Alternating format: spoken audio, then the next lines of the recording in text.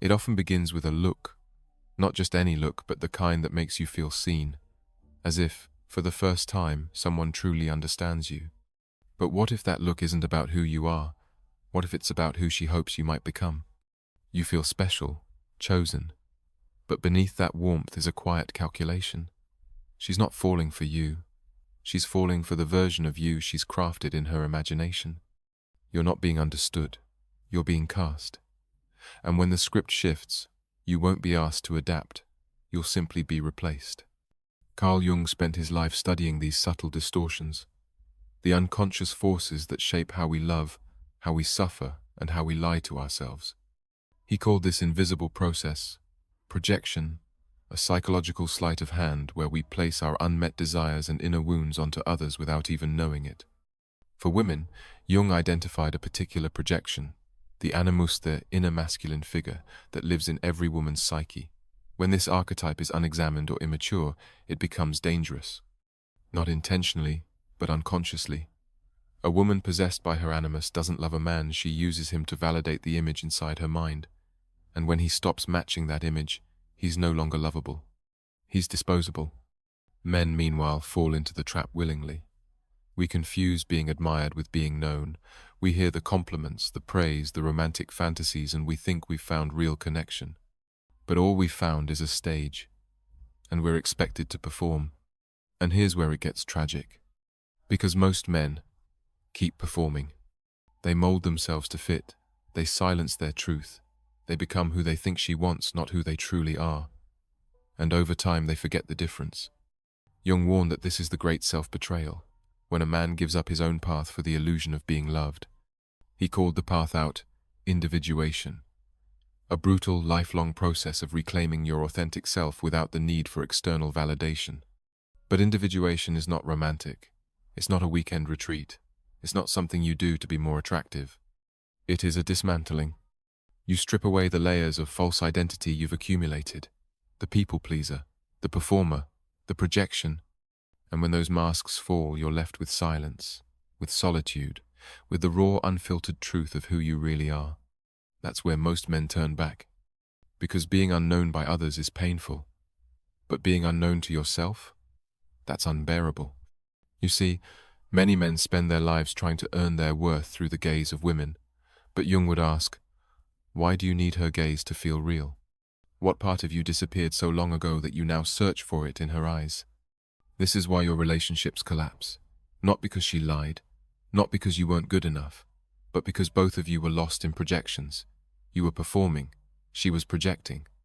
No one was actually present. And then the crash comes. She says, "You've changed." You say, "You don't see me anymore." But the truth is, neither of you were ever really there to begin with. Jung believed that the man who has not faced his unconscious will be ruled by it, and in modern terms that looks like neediness, obsession, shame masked as devotion. We call it love. He called it possession. And it's not just women doing the projecting. You do it too. Every time you say, "She's my everything," you hand over your soul. Every time you say, "I can't live without her," you abandon your own ground. You make her the source of your identity, and when she leaves, you collapse. Not because she was the one, but because she was carrying the part of yourself you never developed. And this is the cruel paradox Jung saw. Most men would rather be needed than be whole. They'd rather be loved for a role than respected for their truth. And so they keep chasing, keep molding, keep shrinking, until one day, they break. The real work, the painful, necessary, liberating work, isn't about changing women. It's about confronting the part of you that seeks completion outside of yourself. The part that says, "I'll be enough when she loves me." Jung would ask, what if you are enough now, and you simply don't believe it? Because when a man finally stops outsourcing his worth, something remarkable happens. He stops needing to be chosen. He stops performing. He becomes real. And the irony? That's when he becomes most magnetic. Not because he plays a better role, but because he refuses to play one at all. Women sense this. The ones who are ready, they feel it immediately. They don't try to rewrite him. They don't need him to complete them. They meet him as equals, not as actors in some unconscious drama. No masks, no fantasies, no rescuing, just truth.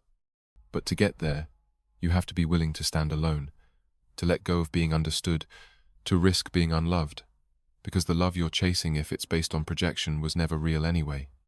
Jung's challenge wasn't for the faint-hearted. He didn't offer comfort, he offered clarity. He taught that the man who walks the path of individuation becomes untouchably no because he's cold, but because he is whole. He doesn't need to be loved to feel worthy. He doesn't need to be needed to feel alive. And when you become that man, something changes. Your presence becomes heavier, deeper. People won't know how to describe it, but they'll feel it. Some will admire it, some will resent it, but all will be moved by it. Because you'll no longer be a mask.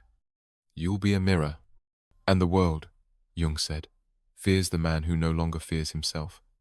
But beware, because once you see the truth, truly see it, you can't unsee it. You'll walk into rooms and feel the roles people are playing. You'll hear the performance behind their words. You'll see the way couples cling to each other, not out of love, but out of fear. You'll recognize the lies people tell, not just to each other, but to themselves. And you'll realize you used to be one of them. That realization will shake you, maybe even break you, because it means that most of your relationships, past and present, were never about who you were. They were about who you were pretending to be. You pretended to be strong so she'd feel safe. You pretended to be sensitive so she'd feel special. You pretended to be what you thought love required.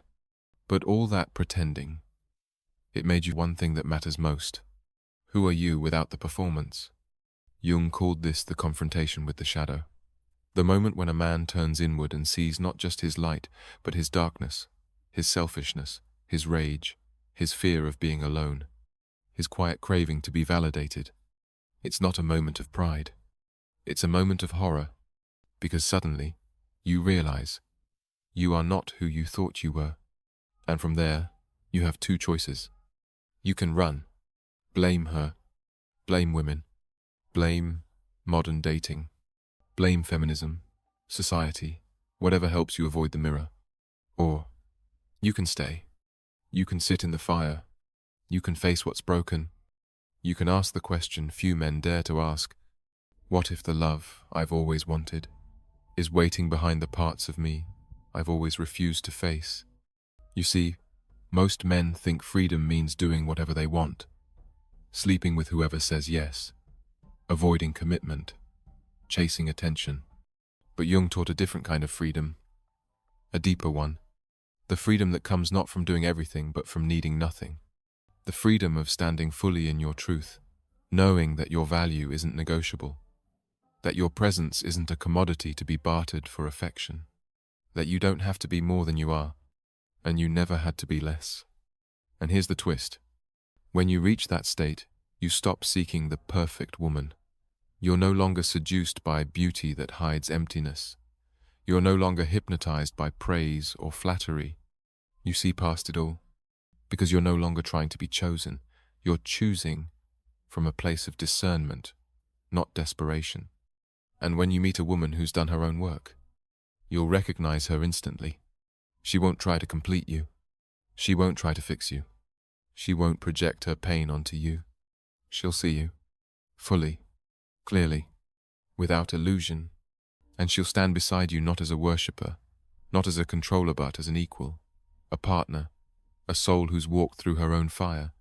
And that kind of love, it's not loud, it's not flashy, it's not fireworks and Instagram stories. It's quiet, solid, unshakable, because it's not based on fantasy, it's built on truth. But again, most men never get there, because the journey requires everything. You have to let go of who you think you're supposed to be. You have to stop chasing love and start becoming love. You have to stop waiting to be rescued and start rescuing yourself. You have to stop hoping she'll see you and start seeing yourself. So now you know, not the whole truth, because that's a journey you walk alone, but you've seen a glimpse, and once you see it, you can't go back. You can keep chasing, performing, blaming, pretending, or you can stop, right now, and begin the slow, brutal, beautiful work of becoming whole. Not to get the girl, not to win her back, not to prove anything, but because you finally understand the man you've been waiting for is you. So if this message stirred something inside, you don't ignore it. Let it burn. Let it break you. Let it begin you. And when you're ready, pass it on. Not to everyone, just to the ones who are listening with the part of themselves they've tried to silence. Because truth spreads differently. It doesn't shout. It whispers. And if you heard that whisper today, you're already on the path.